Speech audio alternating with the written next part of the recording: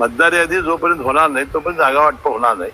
मतदार यादीनंतर मुख्यमंत्र्यांच्या समोर हा पेज सुटेल आणि जागाही होईल.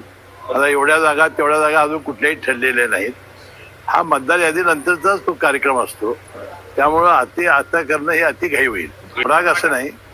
सर्वोच्च न्यायालयाने सांगितलं की निर्णय वेळेवर निवडणूक घ्या आणि त्यामुळे निवडणूक वेळेवर होते.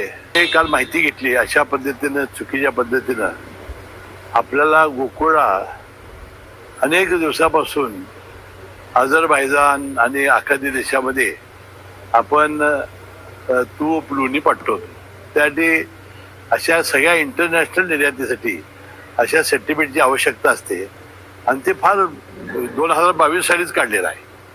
नवीन मशीद तर आत्ताच चेअरमन झाले. कशालाही जोडणं काय जोडणं हे तर मला आश्चर्य वाटतं असते. तुम्ही जाऊन नाही त्यांची अट आहे ना इंटरनॅशनल द्यायच्यामध्ये. तुम्ही जाऊन ते ह्याला विचारा ना. काय असं आता हे बघा कोणाला काही काम नाही. आता निवडणूक तर लागलेली आहे. आता निवडणूक लागल्यानंतर जे निवडणूक लागणार नाही म्हणतो ते त्यांना आता अशा काहीतरी गोष्टी लागत आहेत. तुम्ही हे प्रशासनाला जाऊन विचारलं पाहिजे माझ्यापेक्षा. मी काल माहिती तेवढी घेतली म्हणून